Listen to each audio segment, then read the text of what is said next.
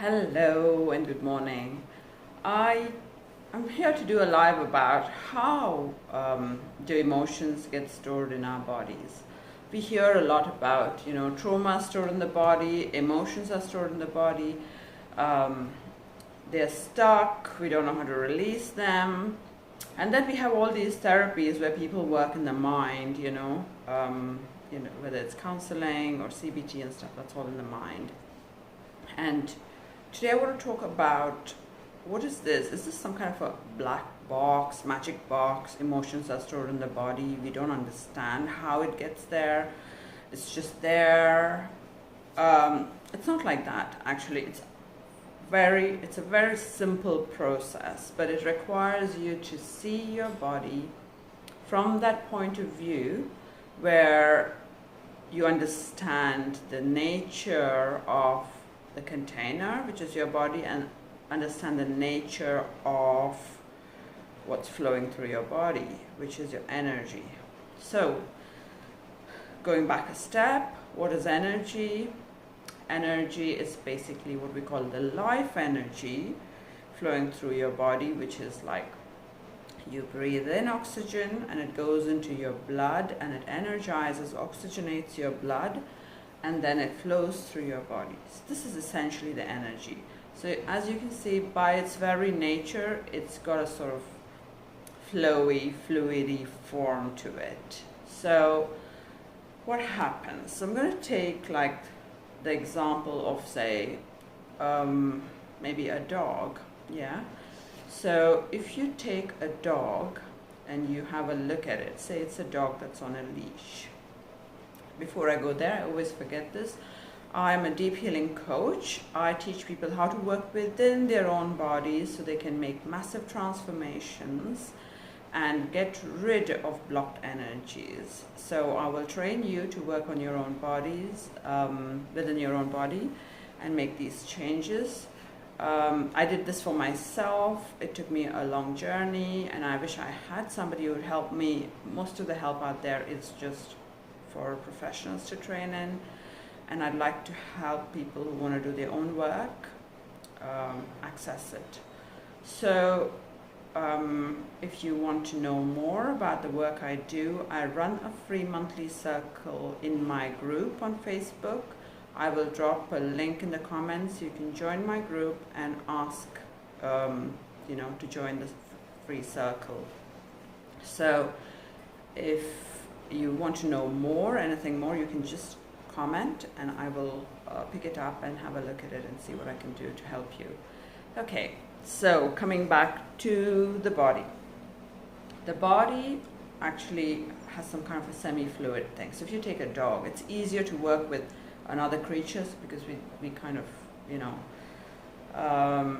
it's too close to home when we work it ourselves. But if we look at another creature, it's easier for us to see what's going on. And physiologically, firstly, in order to receive the information I'm giving, you have to be on board to understand that the way in which we as humans use our bodies as a container is very similar to the way every other creature uses its body as a container.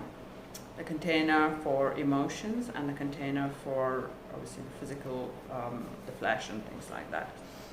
So if you don't agree with that, then probably this video wouldn't resonate with you and it might even upset you. So I'm just going to say this is probably the time you want to leave if you don't believe that our bodies work very similarly, if you believe that human beings are different or special.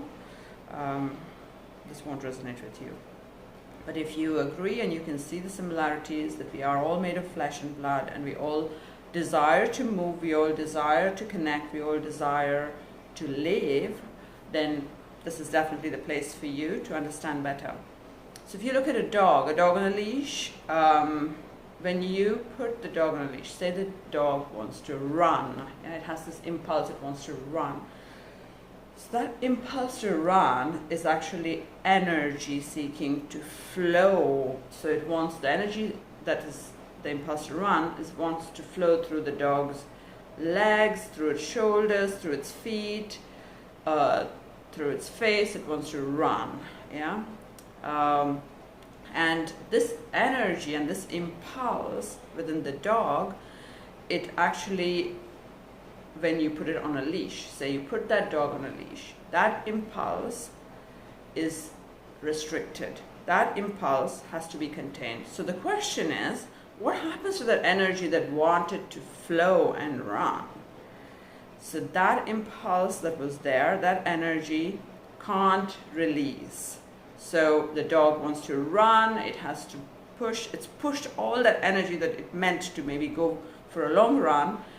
It didn't, instead of running, it just stayed stuck. And then that energy couldn't release. So that energy stayed within its body, whether it was within, its shoulders, it wanted to run, so it was probably a hand and leg impulse, so within its limbs, within its joints. These are the places where that energy would store. So think about it like it's like from being a liquid that wanted to flow and it couldn't flow, it turned into gelatin, and maybe over time it turned into something quite hard. So this is what it is. When we talk about holding trauma in the body, holding things in the body, that's as simple as it is. There was an impulse that didn't get a chance to release. That's what it is. So in humans, how do we have that kind of impulse? So say if you are a child, you're going to run, somebody says, don't go there, okay? Then that impulse doesn't get released and it starts to get stuck.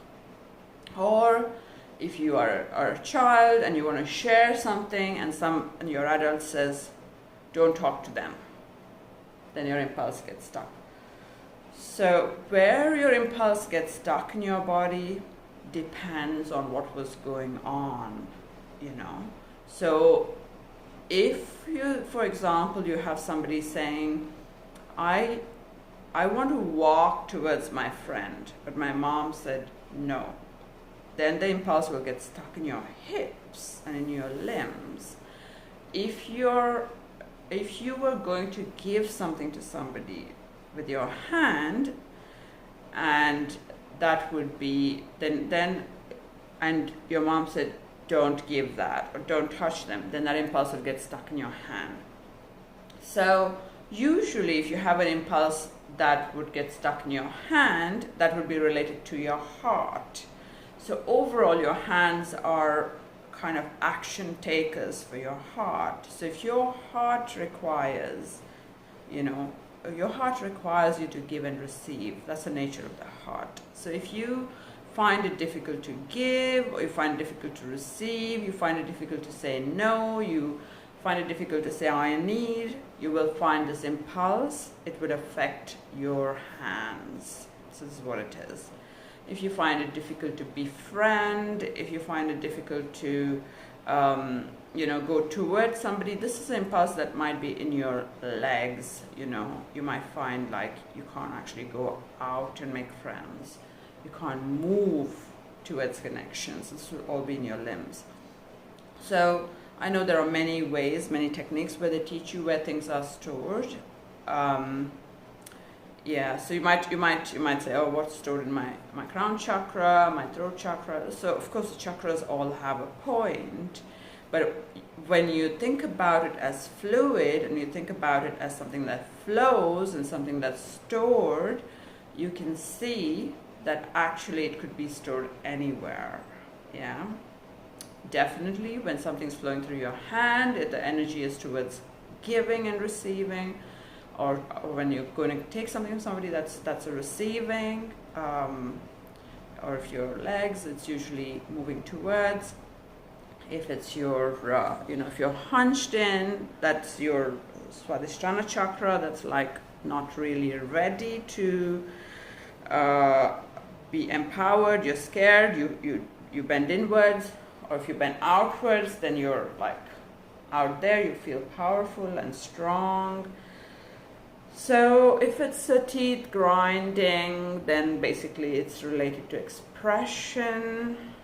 What are you not trying to say? What is it that is not allowed to come out? So when we have these so I talked about the original blocking of the energy. So when we originally block the energy, it gets stuck there, but there is some kind of a memory, right? So the next time the same impulse arises, the block energy is there and says, actually, you're not allowed to release that. Even if your mom is not there saying, don't do that or don't do that, and you're just on your own, it's like, oh, I shouldn't do that. So you have that kind of memory that's informing your actions. I can't do that. I can't let those words out of my mouth. I can't do that. It might have been, sometimes it's like, my son actually, he calls it the kind of guilt, you know. We used to have technology time limits, and I lately just removed them. He was allowed only an hour of tech a day, and I thought maybe I should let him learn to self-govern. So I told him, and he says, Mom, when it get to that 1 hour point, I feel so guilty. Why did you make me feel so guilty about it? But it's just that impulse is in him, where it gets to 1 hour, and that, you know, I just told him for a period of time that he shouldn't be on tech for more than an hour, so he gets that kind of impulse, which is like, I shouldn't be doing that. So that's the memory within him. Yeah, so got somebody here talking about abdominal walls or shoulder stress. Yeah, shoulders actually are where we carry our burden. So if you carry something that's too heavy for you, so for example, it's not yours to carry. So if it's not your behavior and someone says, don't upset your dad, don't upset your dad, then you will find it on your shoulders. Oh, you were asked not to upset your dad. It actually isn't your responsibility whether you upset somebody or not, because that's the personal boundary. If you upset somebody, and if you take the responsibility for someone else's behavior, you will feel it in your shoulders. Okay, so abdominal wall. So your abdomen is basically like your digestive system, and your digestive system is basically there to digest. So often, like the biggest manifestation that one cannot accept oneself is usually in the stomach area. So whether it's stress, whether it's non-acceptance, very often I find, like, even when there are kids whose parents are quite hypercritical of them, this will come out as a resistance to eating. The child actually doesn't want to eat because they don't want to exist. So this is the kind of impulse. So there are two sides to it. One is like, I don't want to eat at all, and some others would go into comfort eating. So that's two sides of the same thing. So I just wanted to put this out there, and if you're interested in, if what I'm saying resonates with you, if you're interested in knowing more about this, join my Facebook group. I'm doing like periodic free healing circles. I'd love for people to jump in. I have my own unique healing method. It's called the cellular transformation method. We actually go into these kind of cellular memories of where are things stored, what can be done. And I'm going to be running group programs to teach this to people, you know, because I kind of feel it's important for people to learn to heal themselves instead of all the time seeking external support. I think there is a time for external support, but I think building that skill within yourself is pretty important, and that's what I'd like to teach. So obviously, if you're interested, you can direct message me, or you can come in the group, participate a bit more, get to know what I'm all about, and we can talk after that. And I've got some lovely comments. So believable, yes, thank you. It is true. That's why it's believable. All right, thank you.